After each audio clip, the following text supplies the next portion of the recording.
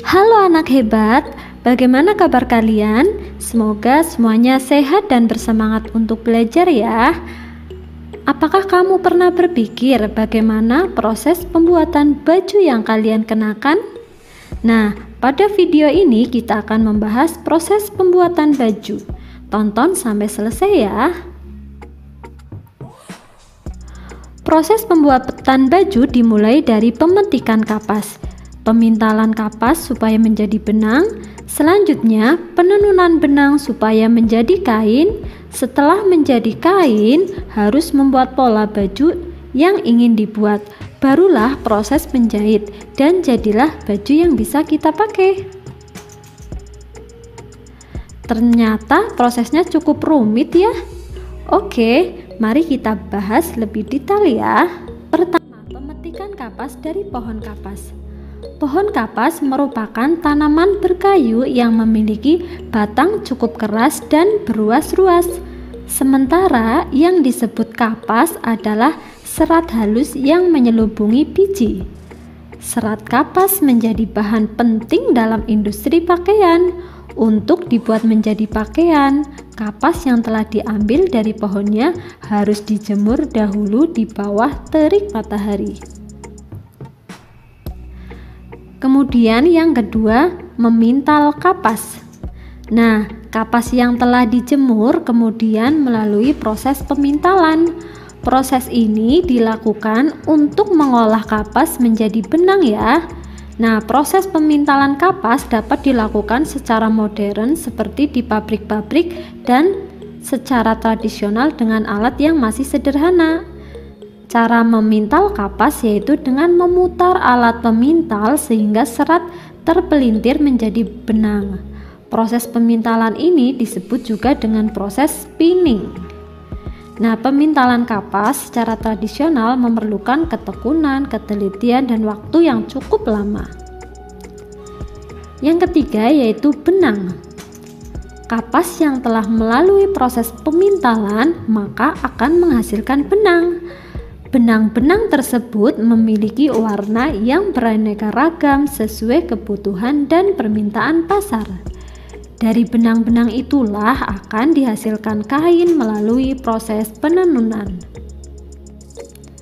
Yang keempat yaitu penenunan kain. Benang kemudian ditenun. Menenun adalah proses pembuatan kain dari persilangan benang dengan cara memasuk-masukkan benang secara melintang menggunakan alat tenun. Nah, berdasarkan teknologi yang digunakan, alat tenun dibedakan menjadi dua ya, yaitu alat tenun tradisional dan alat tenun modern. Alat tenun tradisional disebut juga dengan gedogan, yang dipakai untuk menenun dengan tangan manusia. Sementara alat tenun modern memanfaatkan tenaga mesin yang dilengkapi motor penggerak.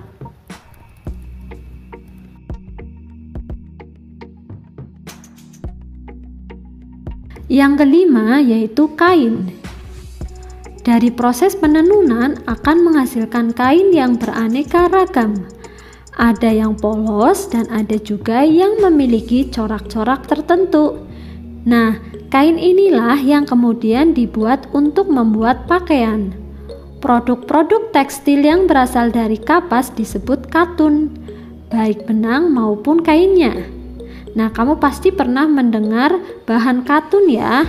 Nah, bahan katun banyak digunakan karena memiliki tekstur yang lembut dan halus, nyaman dipakai dan mudah dirawatnya.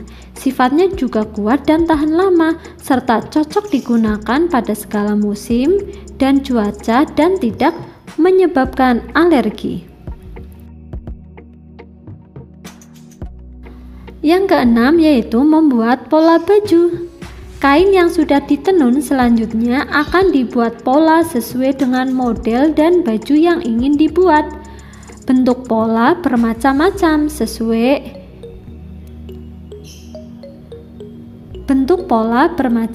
sesuai keinginan ya.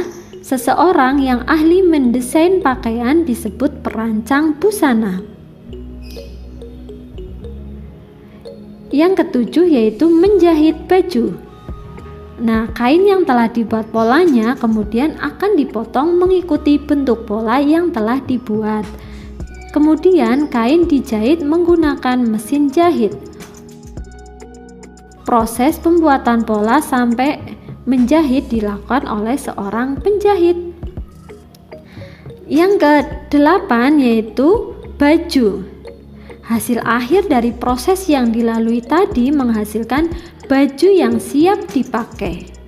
Wah, ternyata proses membuat baju dari kapas sampai menjadi baju yang kita kenakan cukup rumit ya. Proses ini juga melibatkan beberapa profesi, dari petani, pemintal kapas, penenun kain, perancang busana, sampai menjahit. Sudah selayaknya kita harus bijak dalam merawat pakaian kita. Oke, sampai di sini video hari ini. Semoga bermanfaat untuk kita. Terima kasih telah